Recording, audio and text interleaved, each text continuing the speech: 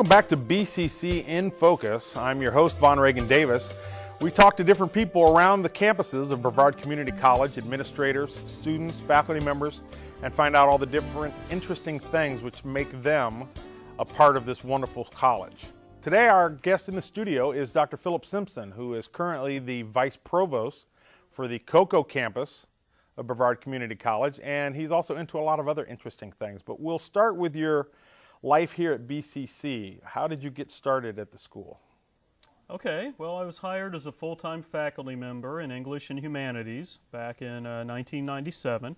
And I came here from the Midwest, and I had a choice between staying in the Midwest, pursuing a job there, or coming here to sunny coastal Florida.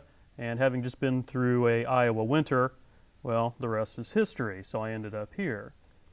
I was a faculty member at the Palm Bay campus for about 8 years, I guess. During that time, I also served as department chair of the Liberal Arts Department. And then in the summer of 2005, someone had the bright idea to make me an administrator. Why, I don't know, but the opportunity came along, and so I took it. And then at that point, I became an academic dean of humanities, fine arts, and social and behavioral sciences, and that was in the summer of 2005. Since then, I've been working as an academic administrator, based first at the Melbourne campus. Then a year ago, when I became a vice provost for the North Region campuses, I came here to the Cocoa campus.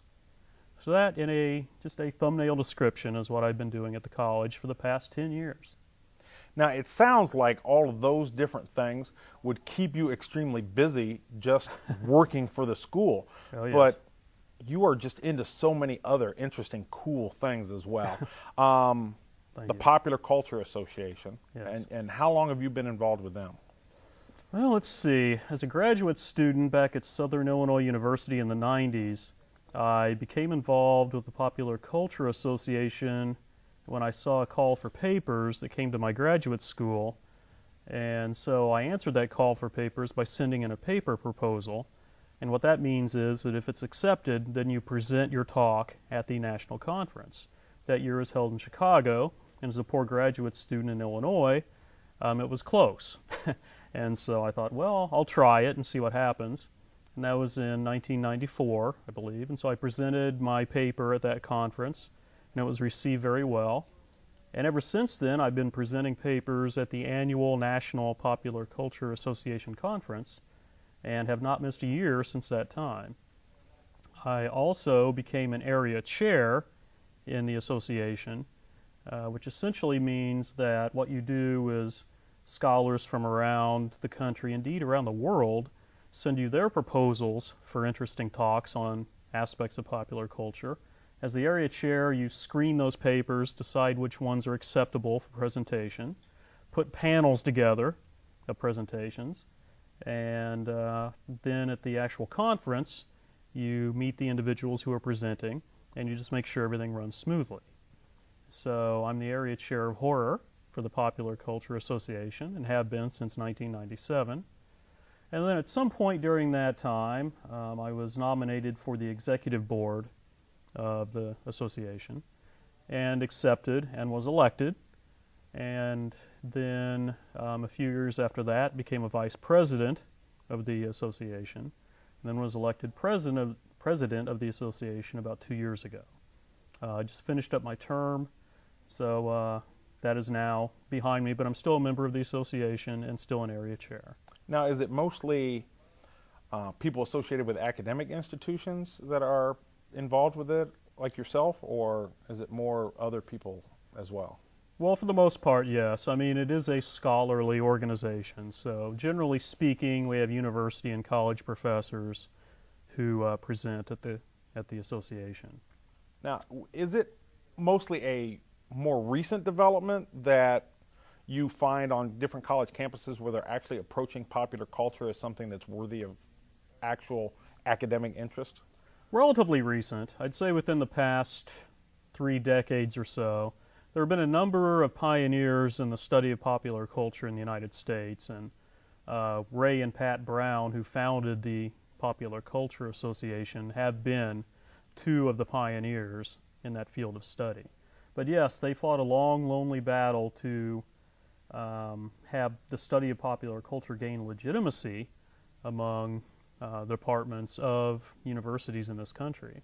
And they eventually succeeded to the point where routinely popular culture classes are now offered on campuses all across the country and indeed across the world.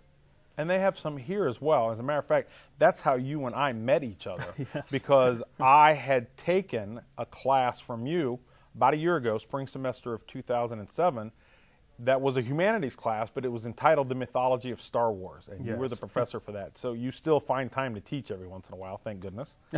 Yes, I do, and that is always my first love. I mean, that's what attracted me to academia in the first place, was teaching. And so even though I'm now a full-time administrator, I do what I can to part-time teach here and there. Can't always manage it every semester because of time constraints, but occasionally when an interesting teaching opportunity like that one comes along, I mean, how could I say no to that? The chance to teach mythology and Star Wars, and especially when you got a captive audience, you can talk to them the entire time. And it was beyond any doubt one of the more interesting classes I've had since I've been here at BCC. Certainly some interesting students in it. Yeah. A lot of interesting topics. My final project was comparing the life arc of Anakin Skywalker through all 6 movies to the main character in Dante's Inferno. Yes, I remember that very well. It was interesting, and it was approaching things from different sides. And I imagine a lot of the things that you review at the association are that type of thing where you're taking popular culture and bringing it into a much larger context for people. Yeah, I mean, that's exactly what we do. I mean, the mission of the Popular Culture Association is on a variety of fronts. I mean, part of it is to continue to maintain the integrity and legitimacy of the study of popular culture among academia, but also an important part of that is to, among the culture itself, to ensure that popular culture is treated seriously, because after all, it's a reflection of who we are, and studying who we are, I mean, what more appropriate subject is there? Popular culture reveals our national mood, what's on our minds, our concerns, and it does so in a very accessible way for the majority of the population.